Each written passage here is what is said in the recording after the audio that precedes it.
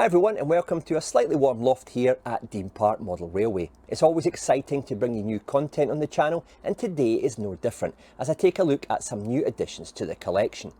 Before you settle down, please don't forget to like and subscribe to the channel so you're notified when I've uploaded something new. Today is the latest release of Bachmann's highly acclaimed FGA and FFA container wagons. Before I show off these models, here's a potted history on the real things. The vital role played by the maritime shipping container in the global economy we live in cannot be underestimated. The influence they have on the mass movement of goods around the globe since their introduction over 50 years ago impacts on almost every aspect of our day-to-day lives.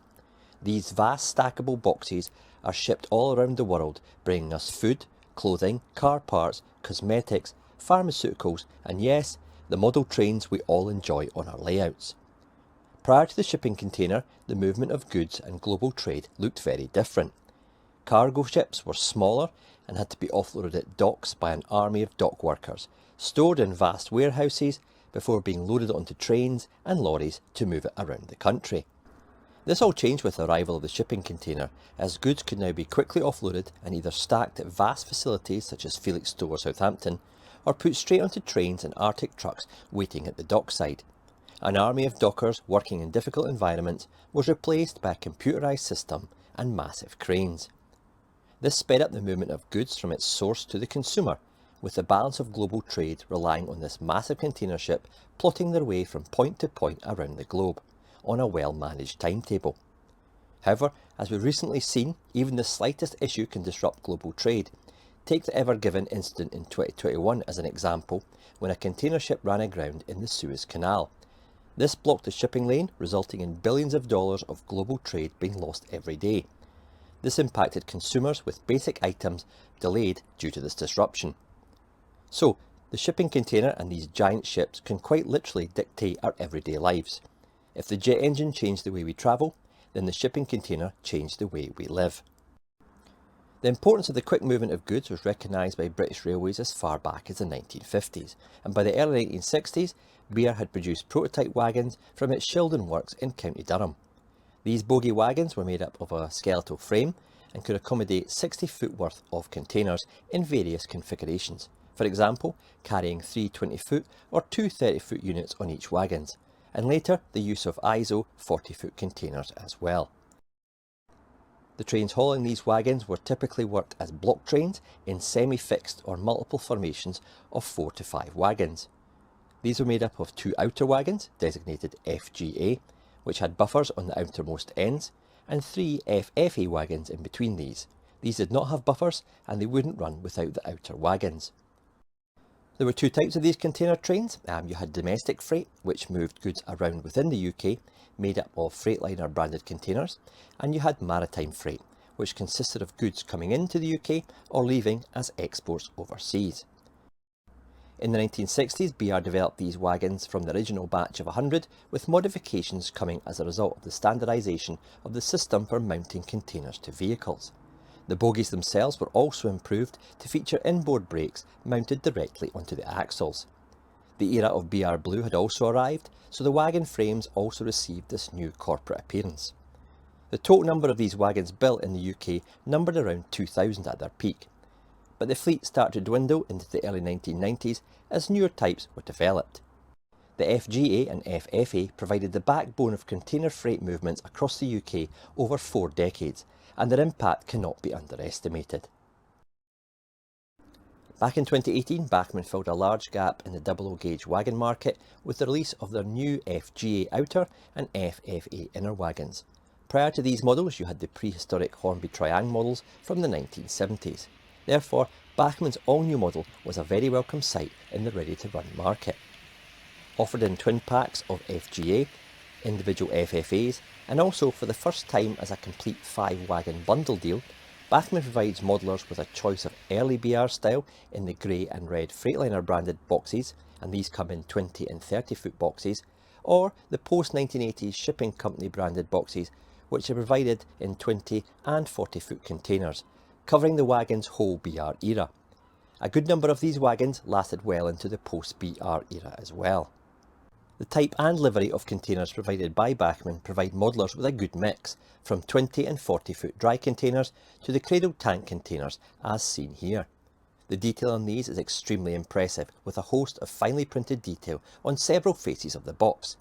The ends are also highly detailed with separately fitting locking mechanisms. The ribbing on these containers is accurate as per the prototype and is flawlessly moulded as well. Looking at the tank container, and these are equally, if not more impressive. From every angle these look great, bristling with printed detail and separately fitted parts. I particularly like the tread plate walkways and the end access ladder. There are even faint signs of the welds on the tanks themselves, as well as end rivet detail. The cradle is robust and fully decorated. The effort Bachmann have put into these is nothing short of brilliant, and the level of printing really gives you a sense of the effort that's been put into producing these, with each layer of printing going through several tampo processes, just to get the right look. Nothing has been left off, and it's resulted in a great product. However, for me, modelling into the mid to late 80s, some of these containers and tanks were out of era, being more likely seen in the 1990s. This left me with a slight problem. However, thanks to Serial, I was able to substitute the non-era specific containers for suitable ones, and this includes the 20, 30 and 40 foot Bell containers, seen up here in Scotland in the 1980s. The bulk container has top loading for loose material, as well as a discharge hatch for unloading. Everything about these containers has been thoroughly researched. I've also added some containers from Tiphook, Genstar and Trans-American Leasing. These all have the earlier flat ribs and vertical panel at each end for the company branding and container details to be displayed. These new additions from Serial really do enhance the look of the train, allowing you to make it more relevant to your area and era. They are keenly priced as well, at around £7 to £9.50, depending on the type of container you need. And Aaron, along at Serial, also supplies blank containers, allowing you to add your own livery if you wish. Serial are also a local company to me, and I've been impressed by the quality of their product. You can buy these direct, and I've popped the website in the description below. I must stress I'm not affiliated to Serial, I'm just a very happy paying customer. Turning my attention to the wagon that carries these containers, and Bachmann really have given us something special here. The open frame is made of metal, adding much needed weight to the wagon. You can also see the underframe details such as pipework and air tanks, handbrake wheels, etc. It's all fine but surprisingly robust.